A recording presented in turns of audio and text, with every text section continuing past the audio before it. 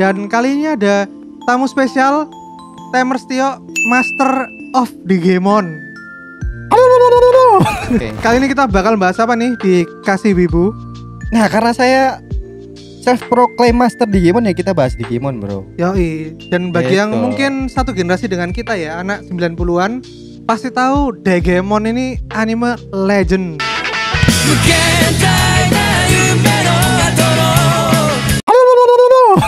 Kita tidak bisa menikmati di bioskop, tapi kita bisa menontonnya melewati streaming. Yoi, melewati streaming legal ya. Streaming Melewati legal ya, streaming streaming legal. Gitu. Yoi. Jangan gugu-gugu. Jangan gogo-gogo.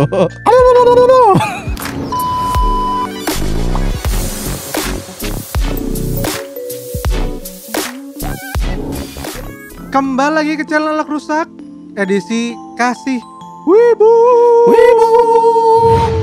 Bersama saya Aryo, dan kali ini ada tamu spesial, Temers Tio, Master of Digimon.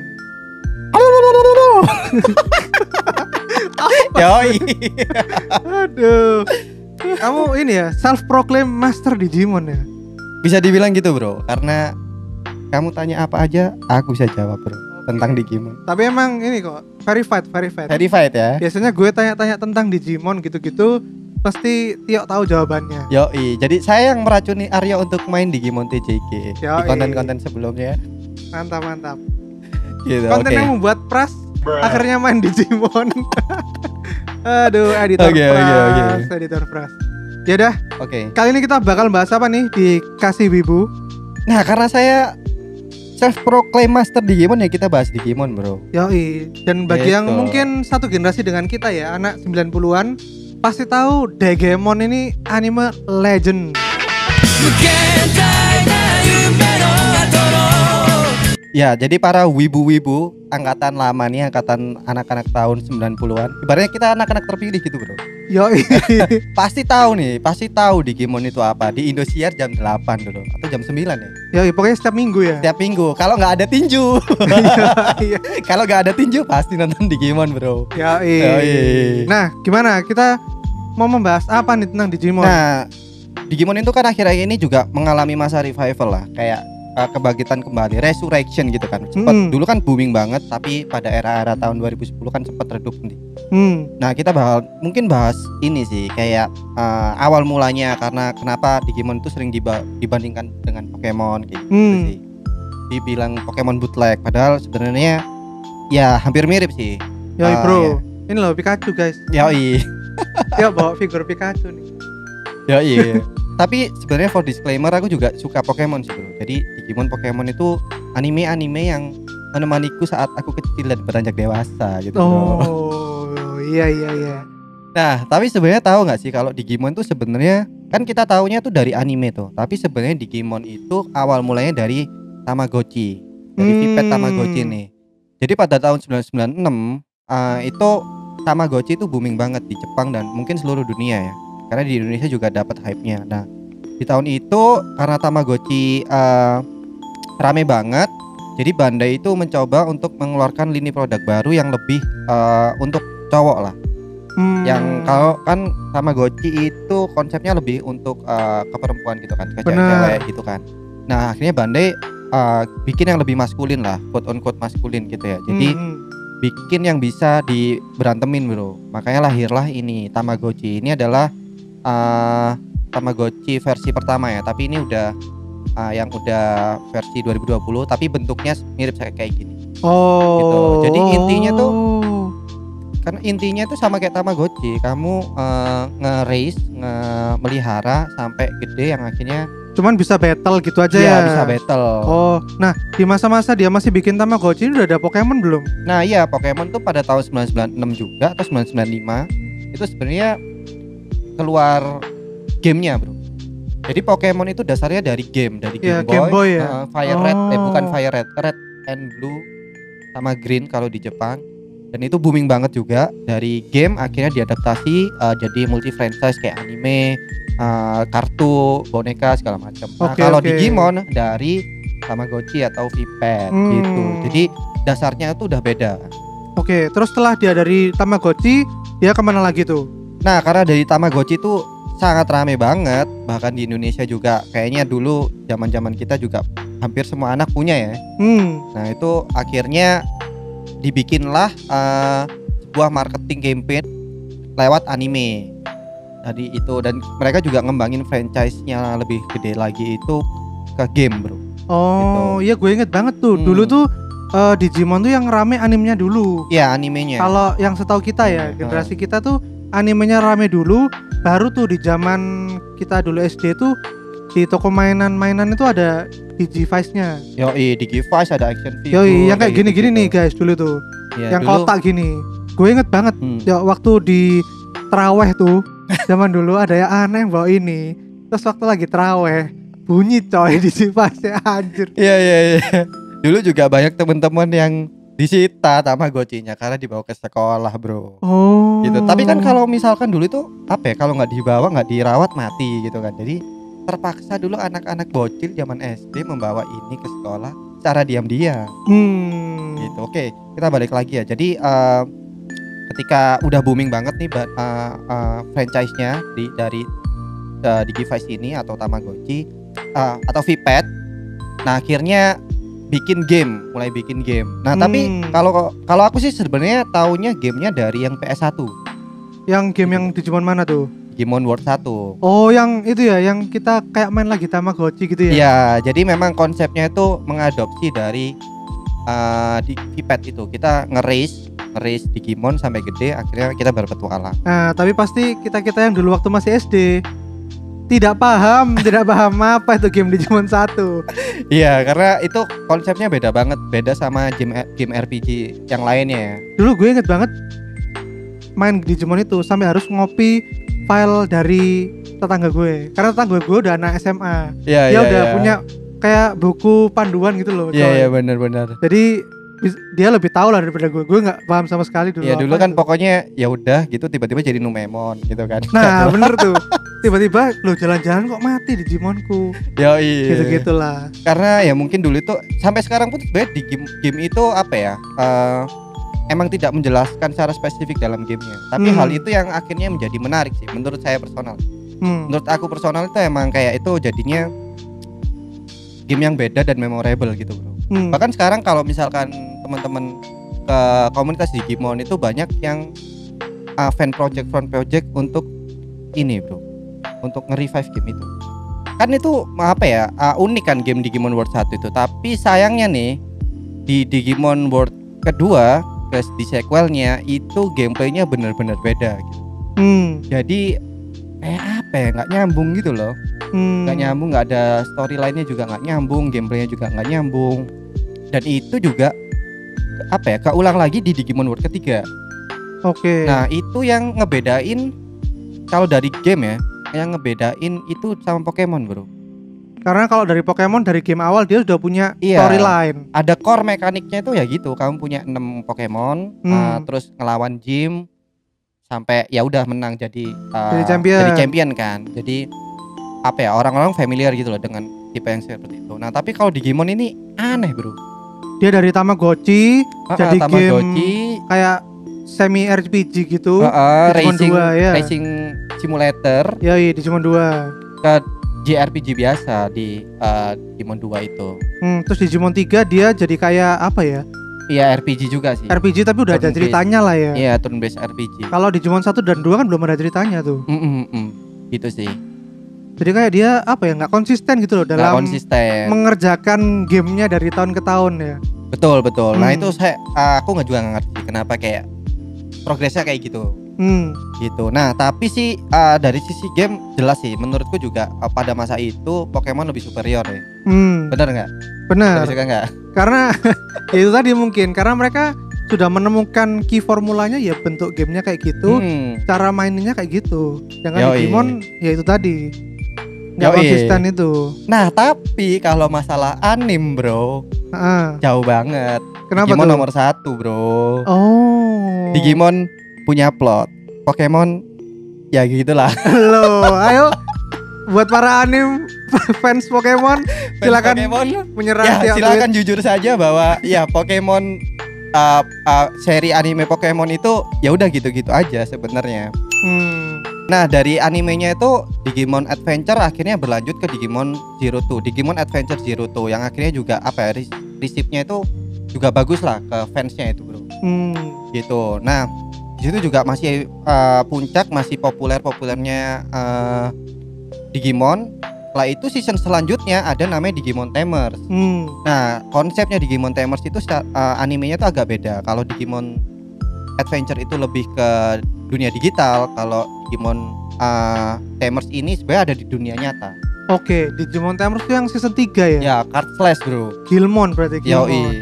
Nah itu walaupun konsepnya beda tapi fans itu masih suka lah karena konsepnya masih tetap di Digimon gitu kan. Yoi, dulu gue ngefans Renamon bro. Aduh. Renamon, sama tempernya Renamon coy, siapa tuh namanya? Aduh kok lupa ya, tolong nanti ditulis di sini Pras gambarnya ini. Yoi. Dulu gue ngesim sama itu bro. Iya. Nah setelah sukses di anime, tapi sayangnya nih lagi-lagi kejadiannya sama kayak yang ada di Digimon, yang di Digimon game maksudnya ya. Tiba-tiba di season 4 Digimon Frontier itu konsep Digimon sebagai partner itu tidak ada lagi. Iya, karena di Digimon 4 jadi Battle Spirit ya. Iya, jadi kayak Power Rangers jadinya. Orang berubah. Iya benar sih, benar. Menjadi yang Digimon. Lebih kuat, ya lebih Digimon. Iya di situ. Nah kalau dari aku yang perhatikan juga mulai downfallnya anime Digimon itu di situ. Jadi kayak apa ya, kurang bisa diterima oleh fans lah, fans yang loyal untuk Digimon Frontier. Pada tahun paling terakhir tuh kalau nggak salah 2004 gitu.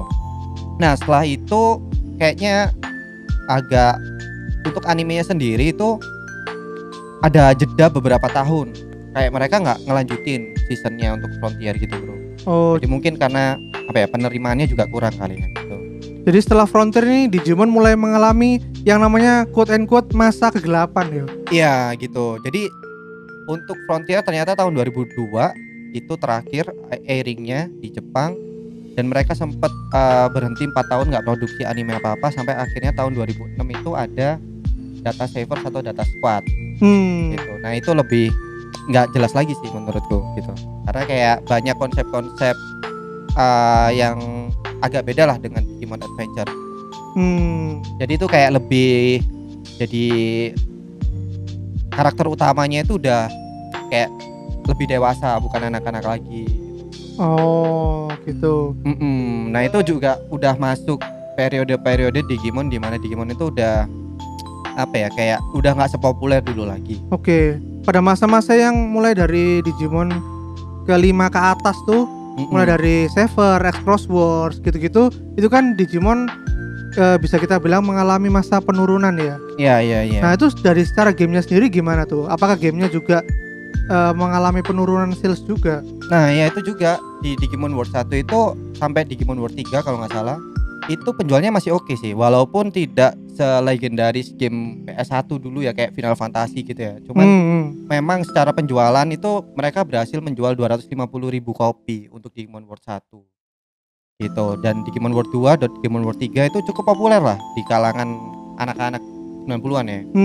Nah tapi setelah itu di Digimon World 4 di PS2 itu bisa dibilang game yang paling jelek untuk Digimon.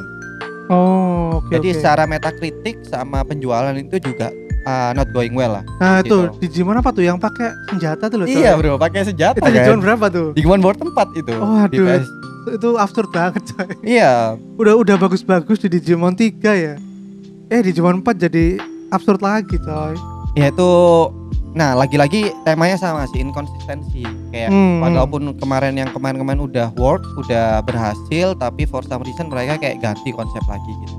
Oke, sampai akhirnya muncullah penyelamat dari game Digimon ya. Yaitu game ini nih guys.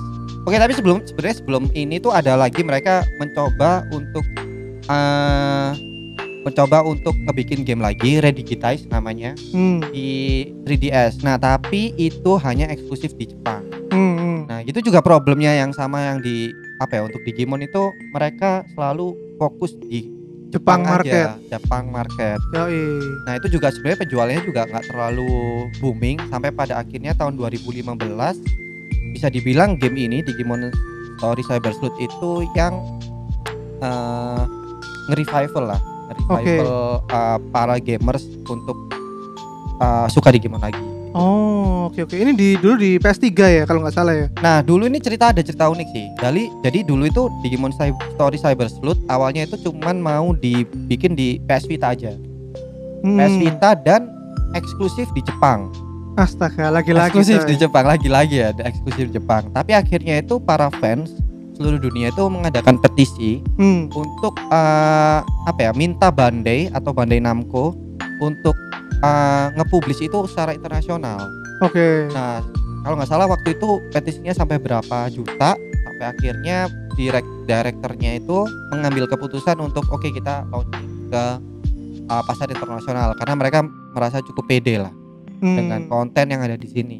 Yoi. Dengan anime yang ada di anak-anak terpilih di seluruh dunia. Oke. Gitu. Nah, pada akhirnya Digimon Cyber Story Sleuth ini yang akhirnya di game Digimon tuh menjadi revival karena pada saat ini tuh sampai penjualannya udah sampai 1,5 juta kopi lebih lah gitu. Mungkin untuk dibandingin sama game-game yang lainnya nggak seberapa gede, tapi di level Digimon sendiri untuk game Digimon ini salah satu yang paling laris. Oke. Dan itu 1,5 juta kopi seluruh dunia. Dan itu berkat petisi teman-teman nih yang minta Digimon untuk teman-teman para tamers, para anak-anak terpilih pada akhirnya ini bisa dirilis secara internasional. Dan akhirnya sampai ke titik poin sekarang Digimon mulai naik daun lagi. Nah, itu karena yang pertama diawali dari adanya anime reboot Digimon ya. Di tahun kemarin 2020 ya. Oke, iya benar. Tapi sebelum itu sebenarnya yang ngebantu lagi tuh ada Digimon Adventure 3, bro. Oh, itu yang di mana tuh? Itu Digimon lanjutannya, anime Digimon lanjutannya dari Zero Two. Karena kalau dulu kan timelinenya dari Zero Two udah kelar, akhirnya dilanjutin ke Digimon Tamers. Nah, tahun 2015 itu dirilis Digimon Adventure 3. Oh. Gitu. Nah, itu juga sebenarnya sih animenya juga lumayan. Mereka juga mendapat signal bahwa Digimon ini masih franchise yang digemari lah gitu. Sampai akhirnya dari situ setelah sukses Digimon 3 mereka melahirkan film yang namanya Digimon Kizuna. Digimon Kizuna. Nah, itu Digimon Kizuna tahun 2020 rilis, dan itu sayangnya pada tahun 2020 banyak kejadian yang tidak bisa dielakkan, jadinya kita tidak bisa menikmati di bioskop, tapi kita bisa menontonnya melewati streaming. Melewati streaming legal ya. Streaming legal. Gitu. Jangan go. Jangan go. Nah, berarti setelah Digimon Kizuna di tahun 2020 itu ada anime Digimon reboot ya, ya? Yoi, ada Digimon Adventure baru. Itu dulu ketika awal tahun 2020 itu keluar, gue lihat di forum-forum Digimon tuh banyak yang bilang, "Alah, ini paling animenya sama kayak kemarin gitu, kayak nggak ada yang baru deh di sini." Tapi ternyata kalau lo lihat sendiri kan di Digimon anime yang baru ini banyak memasukkan Digimon baru yang sebelumnya itu kita nggak pernah lihat di anime yang lama ya. Iya, benar. Kayak contohnya di ini minor spoiler ya, kayak contohnya di episode terbaru akhirnya ada ini Magna Dramon. Dulu kan cuman sampai Holy Angimon, tapi sekarang ada Magna Dramon dan God Dramon, perubahan dari Watamo. Selain ada anime reboot gitu dari Digimon, apalagi nih yang dilakukan Bandai untuk merevamp kebangkitan Digimon di tahun 2020? Nah, salah satu proyeknya itu yang juga cukup rame untuk diomongin sekarang itu adalah TCG nih, bro. Benar. Trading card game. Digimon Trading Card Game ini sekarang di Indonesia sengaja jadi yang perkembangannya cepat lah, bisa dibilang kayak gitu ya. Benar, udah ini ya, udah saingan ketat sama Vanguard ya sekarang ya. Iya. Jadi orang-orang yang dulunya main Pokemon doang atau Vanguard doang, itu sekarang udah banyak yang main Digimon juga. Karena menurutku sih mekanisme gamenya itu cukup unik ya. Dimana yang di game-game lain tuh biasanya dia pakai mana atau pakai energi. Benar. Kalau di Digimon tuh kita kayak mengatur kita namanya tuh resource-nya namanya tuh memori. Nah, itu kita harus mengatur dalam satu turn kita harus pintar-pintar mengeluarkan berapa memori agar musuh itu nggak bisa menghabisi kita gitu deh. Kalau pengen tahu gameplaynya kayak gimana bisa cek di link ke atas. Cek untuk video kita yang sangat cepat naik view-nya. Terima kasih untuk para Tamers Indonesia, para Digimon lovers yang sudah menonton video-video kita. Iya, jadi mekaniknya juga bagus. Terus kayak kebanyakan sih yang main itu juga faktor nostalgia juga, bro. Gitu. Jadi momentumnya pas gitu loh, karena Digimon lagi naik daun, ada faktor nostalgia juga, ada anime juga yang baru. Nah itu akhirnya orang mulai kayak pick up Digimon franchise lagi tuh masuknya lewat TCG juga. Benar. Selain itu juga ada figur ya dari Bandai ya. Bukan figur sih, mokit coy, mokit. Ya benar. Namanya Figurize. Ya. Ya kayak gini-gini nih guys bentuknya. Nah sekarang yang paling ditunggu, yang paling baru itu nanti Galanmon atau Dukemon. Nah tapi selain itu ada lagi nih yo. Apa selain tuh? Figurize card sama anime. Sekarang itu ada Tamagotchi, tapi bukan Tamagotchi terbaru gitu. Apa tuh? Vital Bracelet. Gitu. Jadi, bracelet tuh berarti ini kayak wristband kayak wristband yang ngatur gitu. Jadi itu sebenarnya konsepnya sama-sama kayak Tamagotchi, tapi bagaimana kamu progresnya itu lewat ketika kamu olahraga. Ketika kamu olahraga akhirnya ini kan ke count kan, kayak kehitung kamu udah jalan berapa langkah. Nah itu yang menentukan evolution line-mu. Gitu. Jadi konsepnya juga udah modern. Nah berarti para Tamers ini pasti banyak yang naik bajai, naik gojek biar Digimonnya cepet naik level ya. Iya. Itu jadi sering-sering olahraga lah, gitu. Menarik. Vital Bracelet ya. Nah, tapi sebenarnya yang paling most anticipated ini ya dari Digimon franchise itu adalah Digimon Survive, bro. Digimon Survive itu ini game terbarunya dia ya? Iya, game terbarunya yang sudah lama kita di PHP-in sebagai fans Digimon. Jadi sebenarnya announce-nya itu udah dari tahun 2018 atau 19. Tapi sampai sekarang nggak jadi. Tapi sampai sekarang kita belum dapat release date-nya, bro. Astaga. Gitu. Tapi ya itulah. Nah, kenapa Digimon Survive ini jadi sangat most anticipated buat kita? Karena sekarang itu Digimon udah mulai shifting lah tone-nya itu. Apalagi di gamenya ya. Jadi kalau Digimon itu dulu untuk anak-anak, nah ini story-nya itu lebih mature dan dark gitu. Jadi kayak benar-benar franchise-nya itu juga growing old with us. Gitu. Jadi semakin kita dewasa juga ceritanya juga semakin mature, semakin kelam. Nah itu yang aku nungguin sih, Digimon Survive. Oke. Jadi gitu aja guys.